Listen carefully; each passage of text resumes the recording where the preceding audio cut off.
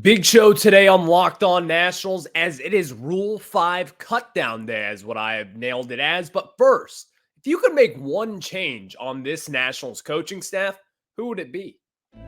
You are Locked On Nationals, your daily Washington Nationals podcast, part of the Locked On Podcast Network, your team every day.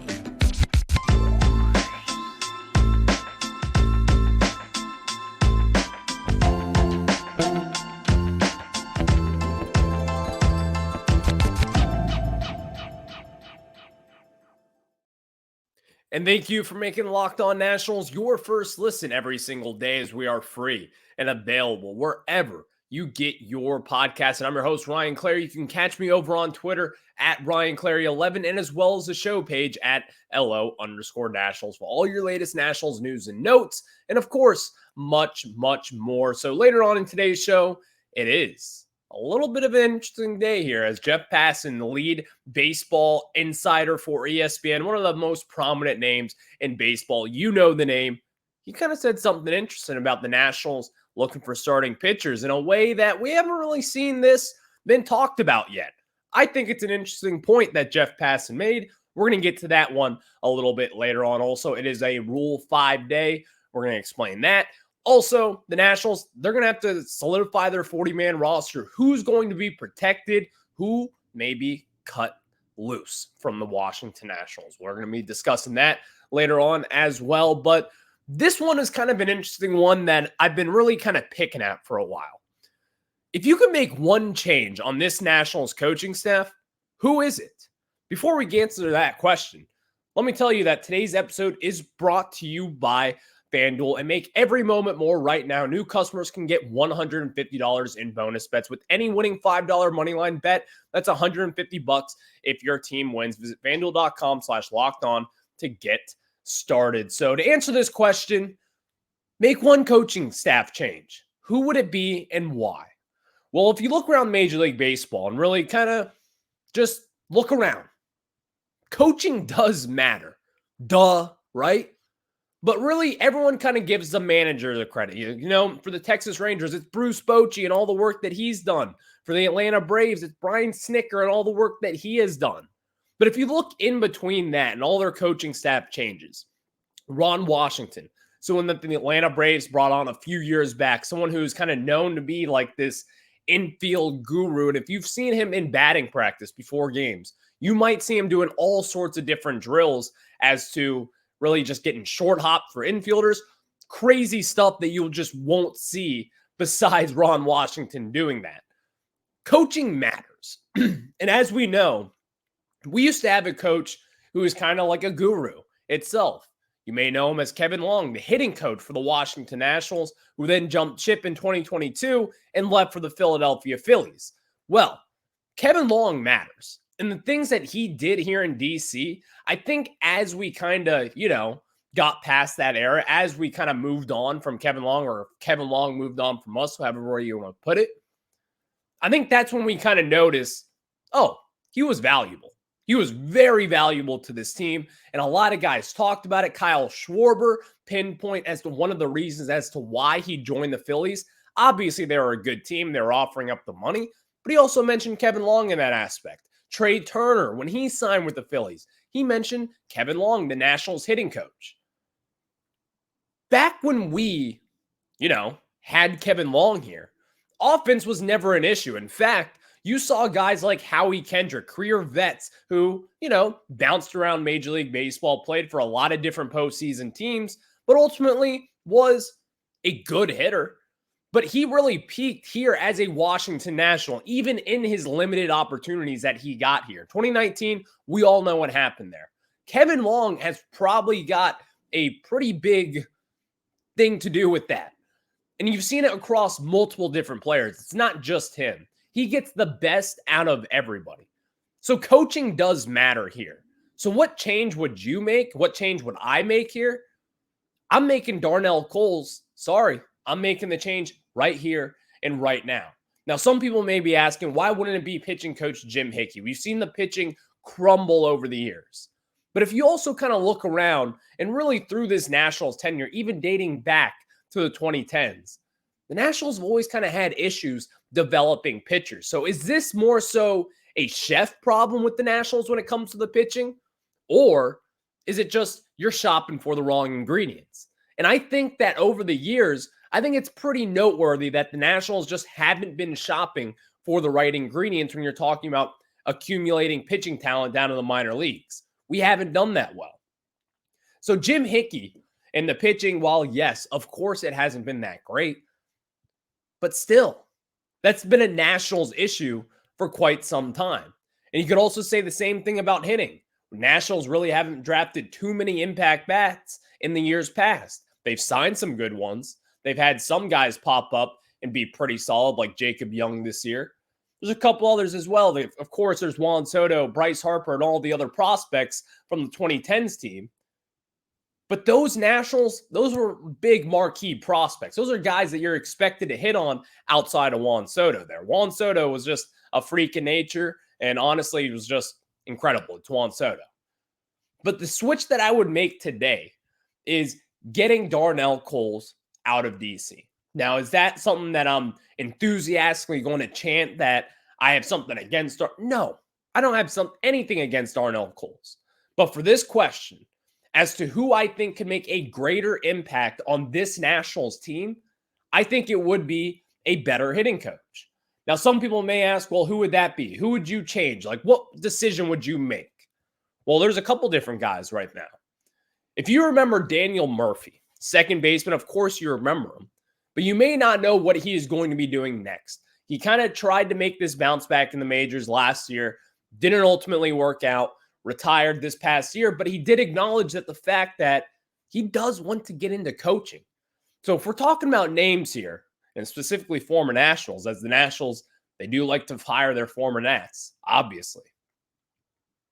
Daniel Murphy is one of those guys to where right here, sitting here today, November 14, 2023, I'm looking at him saying, hire Daniel Murphy right now. Do it. The reason why I say that, I remember this back from when Daniel Murphy was here with the Washington Nationals in 2016 and 2017 and a little bit of 2018. A lot of the guys always kind of mentioned about Daniel Murphy is about how he was such a technician when it came up to the plate, when it came to hitting and mechanics and all the different things that you would need to know. Daniel Murphy has always kind of been that coach within a clubhouse. The reason why I pinpoint him with that name, if you look back at articles from the Washington Post or whoever was covering the Nationals, Mark Zuckerman, you can look back at the times where guys are saying, Daniel Murphy helped me with this particular thing in my swing, fix this. Now I'm getting more contact and fixing the ball to the other side of the field. Whatever it is, Daniel Murphy, you can look back at those quotes from teammates, from guys who have just been mentored by him in the minor leagues or in indie ball, wherever he has been. Daniel Murphy has always kind of been that hitting technician. Now, is he going to be the next hitting guru? Is he going to be the next Kevin Long? I don't know. No one really knows at this moment in time. But one thing I do know is that if I were to make one change of this national staff, I'm hiring Daniel Murphy right here, right now. Now, some people may say, what is it that's against Darnell Coles? You could say there's the same issue over the last few years as him with the hitting coach since 2022. Well, is Darnell Coles technically at fault for the Nationals' really kind of lackluster offense? No, he's not at fault. Because again, this is a team that they're not going to tell you they were tanking in 22, but they were tanking in 2022. 2023, they weren't tanking, but this was not a good offense. This was not a team that was set up for success on the 2023 season. You saw a lot of impact players who really stepped up, like Lane Thomas, like Luis Garcia at times, like CJ Abrams. There was a lot of positive that you could say Darnell Coles did a good job, and he should be applauded for those decisions, by the way. They were good players. But also, I think there's room to be left here. Like, I think there is more potential for guys to take a next step up rather than taking Jim Hickey and kind of, tossing him around the yard. Jim Hickey, again, what do I think of him as a coach? We don't align really with the way we view baseball. I'm a more analytical-minded approach here. Also, you have to balance it all out, but still, I think the change that I would make is Daniel Murphy being the Nationals hitting coach. It's an interesting question. It kind of makes you think, what would happen if Darnell Coles were to be gone after this year? Would the Nationals try to go after a Daniel Murphy? Because Davey Martinez is still under the staff for the next few years here. Mike Rizzo is as well. They're familiar with the old slugger Daniel Murphy. It's going to be an interesting one to see. But speaking of interesting, Rule 5 draft, cut down day today. The Nationals, they're going to have to protect some players from the Rule 5 draft. We're going to get you that a little bit later on here. But before we get into it, let me tell you guys about our good friends over at FanDuel. And guys, score early this NFL season with FanDuel, America's #1 sportsbook. Right now, new customers can get $150 in bonus bets with any winning $5 moneyline bet. That's $150 if your team wins. And if you've been thinking about joining FanDuel, there's no better time to get on the action because the app is so easy to use and there's a wide range of betting options, including spreads, player props, over-unders, and more. You got the Ravens and the Bengals on Thursday Night Football this week. Who are you going to take? Just check out over on FanDuel and visit FanDuel.com/lockedon and kick off the NFL season. Again, FanDuel.com/lockedon and kick off the NFL season because FanDuel is the official partner of the NFL. Thank you all for making Locked On Nats your first listen every single day, as we are free and available wherever you get your podcasts. And of course, today is a little bit of a big day here because it's roster cutdown day for the Nationals. As we sit here today, the 40-man roster sits at 39 players. By the end of today, at the deadline, I don't expect it to just be sitting right here and right now. The Nationals, they're going to be making some moves. They've already cleared out some roster space with Matt Cronin, Jeremy De La Rosa. They cleared waivers, got sent down to AAA, so they're off it for now. And ultimately, those are two guys that the Nationals were high on before the year, struggled throughout this season, and then got cut off from the 40-man roster. But the Nationals, they've got some interesting names that they're going to have to protect from the Rule 5 draft. Now, just because these guys, maybe some of them won't be protected, doesn't necessarily mean that they're going to be gone to another organization. In fact, the Nationals, last year, they had the #1 pick. They got Thaddeus Ward. And when you draft someone in the Rule 5 draft, this is kind of an important note of it. You have to be on the active roster for at least 90 MLB days during the season. Whatever that be, they need to be on the roster and playing. So this is going to be kind of an interesting situation here because the Nationals, they have a couple guys to which you can cut bait with on the 40-man roster right here, right now, and not many people would really kind of scratch their head at it. But who would I protect from the Rule 5 draft? Because I think that's really the main question here. Who would you protect? Because the Nationals, they have some interesting names, whether it be DJ Hers or Mitchell Parker, Zach Brixey, Cole Henry, names like that. Those are the few guys to where you kind of look at, and Rosamar Quintana as well, a kind of a slugging, hitting first baseman, so he can play the outfield as well. He's kind of another interesting name who could be protected in this draft. But who would I protect? Well, first and foremost, before we protect anyone, you're going to have to cut bait by a few guys here. So we sit at 39 players on the 40-man roster right here, right now. Who would I cut? Who would I cut bait with? Well, there's a few names that stick out to me right here and right now. Israel Pineda, the catcher for the Washington Nationals. We're set at catcher. You have Keibert Ruiz locked up for the next few years. You have Drew Milas as well, another kind of, interesting prospect who could be making the jump to the majors at some point this year. Who knows what we do with Riley Adams, but we've seen it with Riley over the years. We know what he can do behind the plate as well. So the Nationals over at catcher, you could even make the case that this is one of the deeper, really, positions of the Nationals farm system, of the Nationals major league. Whatever you want to make, catcher is a pretty strong position for the Nationals. So seeing Israel Pineda still on the 40-man roster, someone who, again, is an interesting prospect still. It's not that I don't like the guy as a prospect, but in reality is you have three catchers who, are major league ready. You have Keibert Ruiz, who's your franchise catcher. You have Riley Adams, who is very impressive over the course of this season. Then you also have Drew Milas, who was really impressive down in the minors this year in AA as well as AAA, and then making his way up to the majors, in which he played pretty damn well as well. So the Nationals, they've got some moves to make. And as far as like guys who I really want to protect, or maybe guys you may not want to protect, it comes down to Israel Pineda just not really realistically getting the chance to, make the majors this year at one point. There could be some injuries that come their way. Of course, it happens every single year with catchers. Things happen, injuries happen. We get it.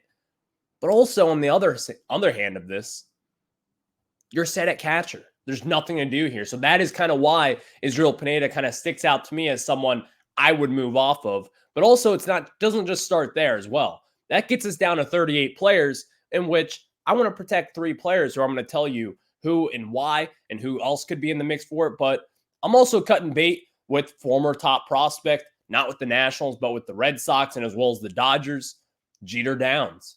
I'm moving off Jeter Downs, and some people may not be thrilled with that because, again, Jeter Downs was once a promising prospect. This was someone who you could kind of bank on, or maybe the Nationals were kind of expecting to see him, maybe break out a little this year with them after being DFA'd. It never really happened. It never came into fruition. After he was cut by the Red Sox, picked up by the Nationals, it just didn't really work out this year. He wasn't all that effective down in AAA. He certainly wasn't that effective up in the majors as well. And really, the game has just not passed him. He's still a young, not promising prospect, but he's still a young, player who could pan out defensively up in the middle infield. You never really know, but still, that isn't really of value. That is not someone that you're going to maybe let loose one of your promising prospects, who, again, we're going to name here soon, just to be a defensive stud. You can find a defensive stud on the market and free agency market really anywhere you look, especially when you already have someone like Ildemaro Vargas, who is already extended, who's also kind of that ultra utility guy who could really play anywhere, infield, third bit, whatever it is, outfield. You can stick Ildemaro Vargas there, and he's kind of going to be your Jeter Downs self, and that's really the role that Downs would be looking at. And also, Ildemaro Vargas, offensively, is still a much better offensive bat than Jeter Downs today. So that gets us down to what? 37 players on this roster. The Nationals, they have 3 guys that they could protect. Here's who I think the Nationals should protect immediately, without question, and it's going to happen at some point today. Left-handed pitcher DJ Herz. The Nationals didn't draft him out of high school. The Cubs did back in 2020, I believe, or 2019 now thinking about it. But regardless, big part of the Jeimer Candelario trade, as well as Kevin Madej, shortstop there. He's also in this mix as well, but I can tell you this, he's not going to be protected as we sit here today, by me at least. But DJ Herz is the guy who, no matter what, you have to protect DJ Herz. After a really impressive season in AA Harrisburg, after being traded from the Cubs to the Nationals, he took a big step up as soon as he got here in Washington, D.C., then went on to the Arizona Fall League and was one of the league's best pitchers just over the last month in the Arizona Fall League. DJ Herz, don't even think about it. Don't even question it, Nationals. Keep this guy here. You want him here. In fact, everyone should want him here, because this is someone who not only is going to be a promising prospect, but this is also someone who, could be up in the majors at some point in 2024 in the starting rotation. If it's not the starting rotation, I could certainly see him coming out of the bullpen at some point in 2024. He's one of the sexiest prospects, in my opinion, that the Nationals have. You've got to keep him, because he's one of those guys where you look at him in the Rule 5 draft and you could say, at least for other organizations, they're going to look at him and say, we want that guy. We want the guy with one of the better changeups in minor league baseball. The strikeout rate is ridiculous. If we can work on his walks and really cut down on his command issues, this is going to be someone who could be a special pitcher down the line. Now, again, is he going to be a special pitcher? I don't know. But here's what I do know. He's got the stuff to make it up in the major leagues. You don't let guys like that walk out the door. So he's going to be the 38th man on the 40-man roster. And again, I'm not worried about that whatsoever. DJ Herz is going to be a Washington National. He's not going anywhere for the Rule 5 draft. 39 on this roster. Another left-handed pitcher, and that's Mitchell Parker. Mitchell Parker, someone who really struggled, fourth round pick out of 2021, I want to say, had a really good 2022 season, went to AA in 2023, wasn't all too great, went to AAA as well. Again, wasn't all too great, but this is kind of where it gets a little interesting, in my opinion. This is where you can kind of really debate yourself of what the Nationals will do. They're really going to protect two left-handed pitchers who, by the way, Mitchell Parker, is he really going to be demanding that much from a team? Is a team going to pay the $100,000 to pluck him away from the Washington Nationals and then stick him on the Major League roster? Does anyone out there think that Mitchell Parker is Major League ready right now? Because that's what you kind of have to think about here. This is going to be someone who could be in your bullpen and your starting rotation going into next year. At this point, I don't necessarily think that a team would go after Mitchell Parker, but I want to protect him because, again, this guy has showed flashes of really good moments down in AA in 2022. Again, one of the Nationals' better pitchers in the minor leagues outside of Cade Cavalli in 2022. Mitchell Parker, he may not be like the flashiest, sexiest name in the world, but again, you have to build up your pitching depth. We've talked about this for a long time now. Mitchell Parker is certainly one of the better arms in your organization down in the minors. You need to keep him. You need to kind of have someone to stockpile. Maybe he does take a step up in 2023. Maybe he's really impressive down in AAA this year, and maybe he cracks the Major League lineup at some point this season. Maybe it's a bullpen guy. Maybe whatever it is, Mitchell Parker, he still kind of has that impact sort of pitching style, in my opinion. He could be a bullpen piece. He could be a starter. But even then, regardless, I just think he's got the stuff and he's had the results over the last few years in which a team might want to take a crack at him. They might draft him, or you keep him for yourself and hopefully he makes some majors this year in a big impact way. Third, this is kind of the one where you kind of have to self-debate yourself here. Zach Brixey or Cole Henry. Cole Henry's second-round pick back in 2020 from LSU, had thoracic outlet syndrome surgery just last year. Really was kind of bouncing back and forth from AA, struggled at times. But even then, before that in 2021, he was one of the Nationals' best starting pitchers. But again, here's where it is with Cole Henry. He's got a lot of mileage on that arm. Really does. But on the other hand, with Zach Brixey, he's also coming off of Tommy John surgery. Now, if you look at both their numbers, you could say, oh, these both are really good players. You could make the case that both of these guys should be protected this year. But between those two, to complete the 40-man, right now, I'm taking Zach Brixey. Yes, he is coming off of Tommy John surgery. But on the other hand, Cole Henry's coming off thoracic outlet, TOS. That's not good. That's what's ended Steven Strasburg. That's what's ended a lot of players' careers, way more so than Tommy John has, at least if you're going by percentages rates or whatever you want to talk about there.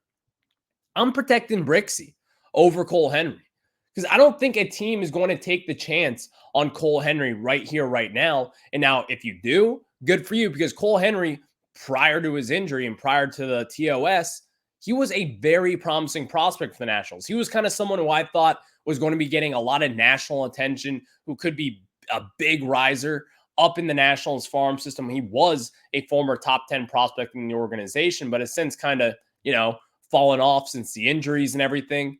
But that's no knock on Cole Henry, by the way, because I don't think a team is going to take a chance on that after TOS and all of the injuries that he's been through since his LSU days. But on the other hand, Zach Brixey, look at his numbers again, strikeout rate. That tells you right then and there, he's got an elite one, by the way. I don't have it right in front of me, but he's got an elite strikeout rate. I know that. Right then and there, that tells you that guy's got good stuff. And he could also be an impact bullpen piece, maybe a closer, maybe a setup man.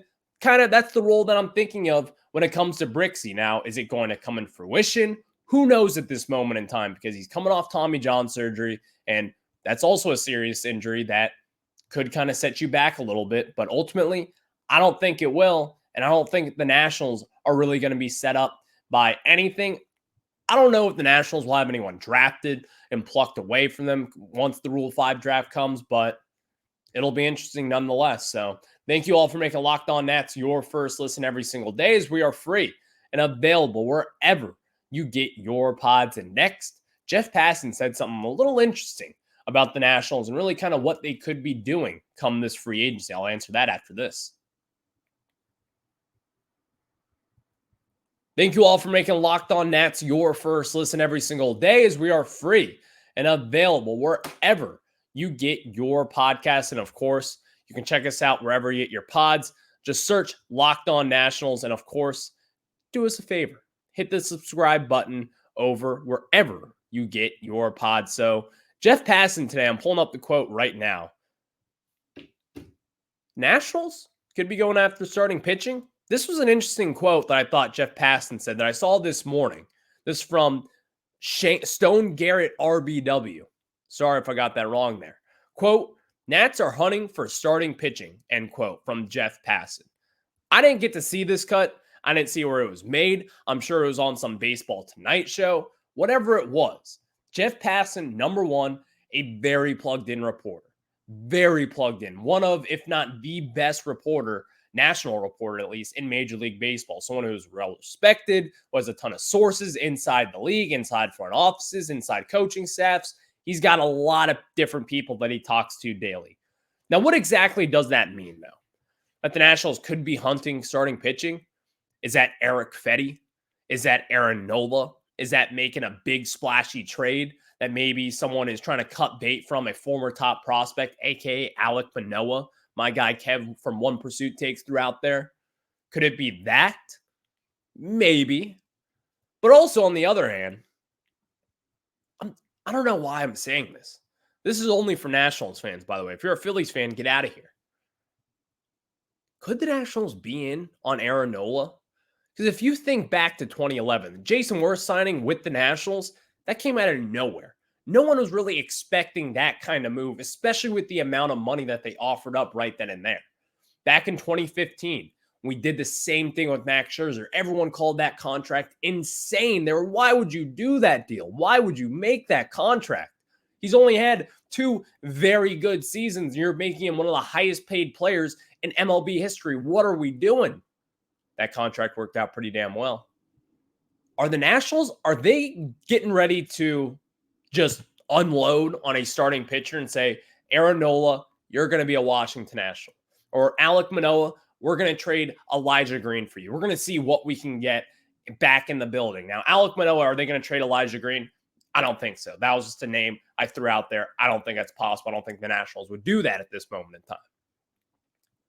But would you give up someone like a Robert Hassel maybe? I don't know. It's interesting because the Nationals, like a day like today, for teams that are going to be looking to move off some guys from their 40-man, but not necessarily willing to cut them or cut bait at this moment and maybe want to trade them, the Nationals could kind of luck box their way into a decent starting pitcher. Because again, not just because it's Rule 5 day, in which teams are going to be getting their rosters to 40 people and protecting all sorts of prospects and whatever it may be. The Nationals, they could be in on this market. And if they are, sign me up. Because we know this, Nationals fans, we know it. It starts with starting pitching. It doesn't matter about how good your offense is. It doesn't matter about how good your bullpen is. Starting pitching, if your team is trying to win championships, trying to get into the postseason, it starts with the pitching. And Mike Rizzo, overall in Major League Baseball, we all know this. He wants to have the best starting pitching staff out there. That's the way that he's built this team. That's the way that he's built the Nationals over the years. He's not afraid to spend, in the Lerner family itself, they're not afraid to spend on starting pitching, and they have done a lot of different times with Patrick Corbin, Steven Strasburg, and Max Scherzer. Now, 2 of those contracts haven't worked out all too great, but still, you get the point. Maybe it's trading for Doug Fister, another proven guy. Maybe it's signing Anibal Sanchez to kind of be the cherry on top of a rotation back in 2019. Maybe it's trading for Gio Gonzalez.